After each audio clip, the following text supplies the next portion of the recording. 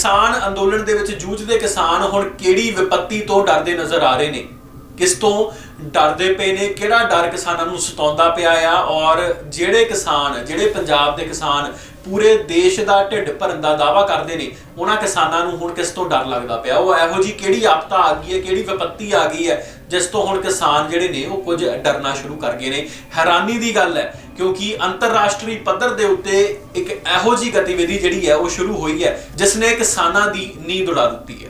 पंजाब के किसान, ना सिर्फ पंजाब के किसान सगों पूरे देश के किसान इस दे नाल प्रभावित हो सकते हैं, पर पंजाब के किसान एक सार होकर इस दे खिलाफ आवाज़ चुकते नज़र आ रहे हैं। सरवण सिंह पंधेर जानकारी साझी करते नज़र आ रहे हैं। गलबात की जा रही है WTO की, वर्ल्ड ट्रेड ऑर्गेनाइजेशन की, जिन्हां दी पहली कन्वेंशन अज यानी कि 26 तरीक तो शुरू हुई है। दुबई के विच एक कन्वेंशन रखी गई है और इस कन्वेंशन के विच भारत भी हिस्सा लै चुकिया है। दरअसल भारत WTO का हिस्सा है और इसे दे आधार के उत्ते दुबई के विच इस कन्वेंशन के विच हिस्सा लिया, पर उस दे विचों भारत नूं क्यों निकल जाना चाहिए, भारत नूं WTO का हिस्सा क्यों नहीं बनना चाहिए, कैपिटलिज्म किस तरह किसानों नूं प्रभावित कर रही है, किस तरह पूंजीवाद सोच जिहड़ी है वो किसानी खत्म करने की कगार दे उत्ते आ चुकी है। किसान भाईचारे नाल ताल्लुक रखने वाले लीडर जिहड़े ने वो इस बारे जानते हैं और यह गल्लां, यह कन्वेंशन खास तौर के उत्ते और आने वाला भविख जिहड़ा है उन्होंने कांबा छेड़ता पिया। एक पासे किसान अंदोलन चलता पिया, एक पासे किसान शहीद हो रहे हैं, किसान नौजवान शुभकरण सिंह का इंसाफ मंगिया जा रहा है और आने वाले समय के किसानी अंदोलन नूं किस राह पाउणा है इस बारे चर्चावां चलदियां पईयां ने।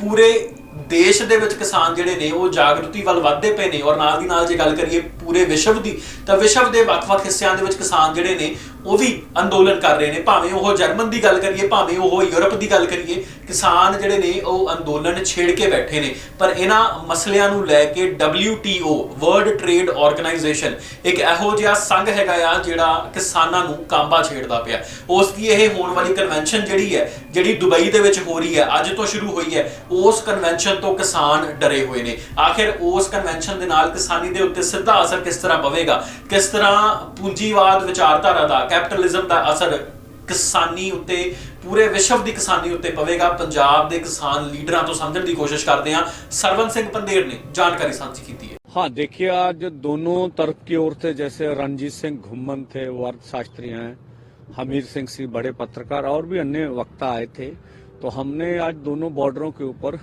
मैं शंभू बरथा, विस्तृत चर्चा की है कि WTO के खेती सेक्टर पर क्या प्रभाव होंगे। ये जब वर्ल्ड वार के बाद 1948 में गैट समझौते से शुरू होकर 1985-86 में और गए दौर के बाद 1995 में ये समझौते के ऊपर भारत सरकार ने निर्णय कर लिया। तो पहले ये विश्व व्यापार संस्था में जुड़ने से पहले भारत की एक आजाद नीति थी खेती सेक्टर में, वो अपनी मर्जी, अपने लोगों की मर्जी के हिसाब से सब कुछ तय करते थे। तो उसके बाद विश्व व्यापार की जो पॉलिसी है उसके अधीन उनको बात करनी पड़ी। तो सबसे बड़ी बात थी उन्होंने खुली मंडी का कंसेप्ट अडॉप्ट कर लिया। एक खुली मंडी क्या होती है, देखिए दो तरह की बात है। एक आप समझेंगे साधारण किसान भी, एक ओपन कबड्डी होती है। ओपन कबड्डी में कोई नहीं, आप देखिए वहां अगर 10 किलो का पहलवान है, दूसरी ओर 100 किलो का पहलवान है, अगर उसको ओपन कबड्डी में मुकाबला करवाएंगे तो वो उचित नहीं होगा।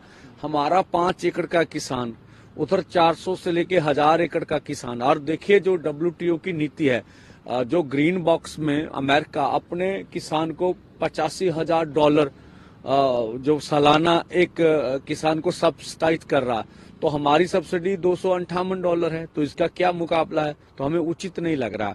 और देखिए जो उन्होंने पॉलिसी डाइस के बाद, जो यूरोप में 1970 में कुल आबादी का 15% किसान खेती करते थे, अब कुल आबादी का 1.25% खेती करे, तो फिर भी किसान खेती छोड़ गए। अभी वहां खेती पे एग्रो इंडस्ट्री भी है। तो जिधर भारत सरकार हमें लेके जा रही है तो हमें जमीनों से बाहर निकालने की ओर खींचा जा रहा है। जो WTO की नीति है, जो वैल्यू ऑफ प्रोडक्शन है, उसका कुल आप 10% ही खरीद सकते हैं।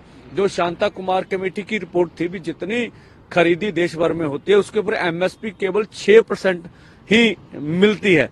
तो इसका मतलब है कि आपकी 94% सब्सिडी लूट आपके किसान की मंडी में हो रही है। सरकार बोलती है हम 13% कुल पैदावार का जो है वो कर रहे हैं प्रोक्योरमेंट।